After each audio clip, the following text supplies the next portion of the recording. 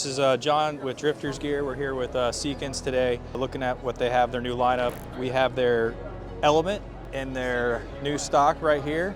This is in a long action. We have the Element in the, what stock? That's the Pro? The new Element Hunter chassis. The Hunter chassis. On that one. And our new paint scheme, which is the Woodland Shadow. Yep. On that guy. Then this is going to be the new PH3. Yep, PH3. On this with the Urban Shadow camo, and also the adjustable cheek weld with the aluminum system that runs through that. A couple new features that Seekins has. They have a new footprint in all of their rifles. You can use these. What do we call the new footprint on Seekins? What are we? We're just going to call it the Havoc footprint. Okay. So we've gotten away from building a 700-esque gun. So our Element and our hit rifles had already switched to flat bottoms, flat sides, right, which allows us to machine aluminum chassis at a much better tolerance than rounded parts. So when we switched over to the PH3, we all share the same footprint now. Awesome. So, but it's of course short, and long. So, right. Yeah. So here I have a Hit Pro.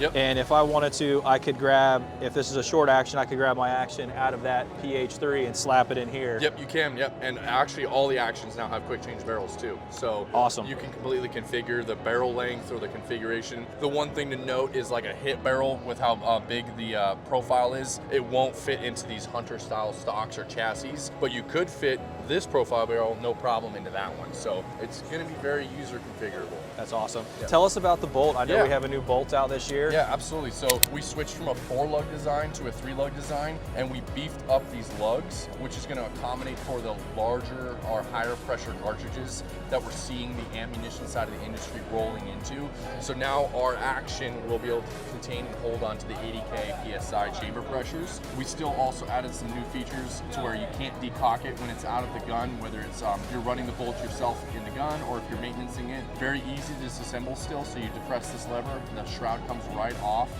You decock the firing pin like that. You pull your bolt handle, pops. This guy comes out like that. You can take that off. This is threaded here and here, so you can change your shaft length, or if you just want to play with the bolt knob, you can do that. Totally configurable. And then there's just this one pin that you push out, and you can change your bolt face. So you can configure this gun completely how you want. And then the reassembly is just the reverse. You just put it back in. This drops right back into that place there. You recharge the spring like that. You take your firing pin, you rotate it, you take your shroud, it snaps back on in this place. There you go. That easy to change it over. And one thing, Kevin, all the bolt heads, so right, 530 seconds, all you need is a 530 seconds bolt head to swap out to that if you want to run up from, say, a 308 to a 6.5 PRC. Correct, we do standard, Magnum, Arc, and a 223 bolt face as well. So there's very configurable to meet your needs. We added 2 ejectors, and we beefed up our extractor, so now it's shielded within the lug, so it's much stronger than even our M16 style, again, for those higher pressure SAMI spec cartridges. And I guess one thing I want to point out, no tools at all needed to do this in the field. No, you can do this in the field. Right there. No tools, very minimal tools for the barrel swap, 2 tools that you can have at home. So Allen wrenches or a Torx wrench, no need for any specialized tooling or specialized like barrel vices. If you've got a set of Allen wrenches and a Torx wrench, you're good to go.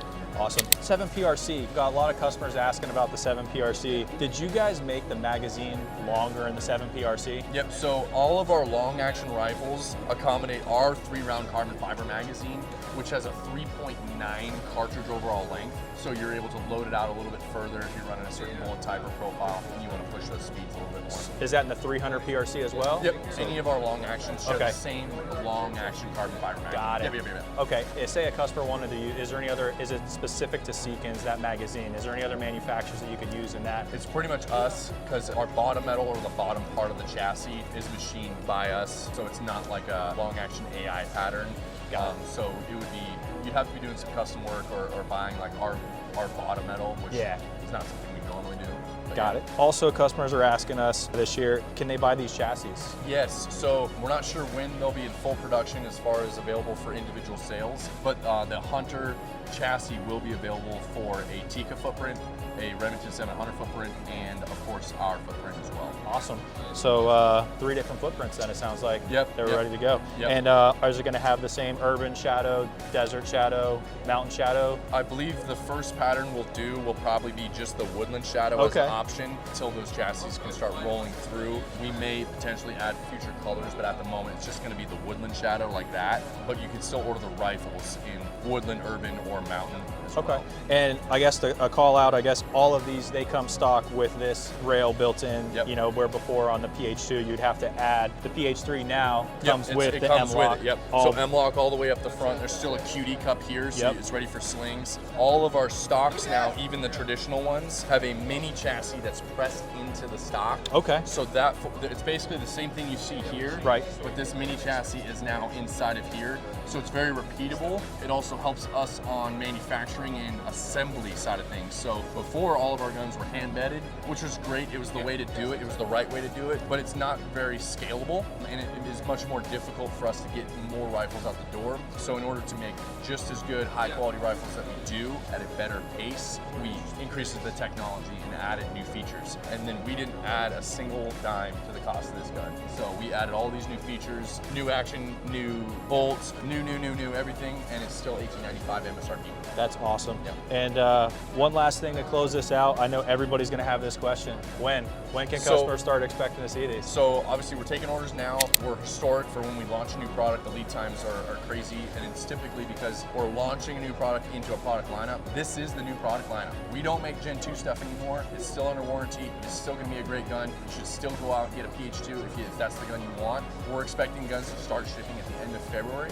What we're not sure until we've actually got some production schedules in place. But we've already started making Gen 3 parts. So halfway through December, we turned off Gen 2 parts. We're making Gen 3 parts. So we're already about a month ahead of our own schedule. We're projecting around 3 to 6 months for most SKUs. However, there's some other parts that we're kind of waiting to come through. That's awesome. Yep. Well, us here at Drifters Gear, we've got everything back ordered. We have all the different barrels. We're going to have different barrel lengths available in the PH3. We have the barrels. You can swap those out. Contact us, and we'll get you guys set up on back order to get these in your hands as soon as possible.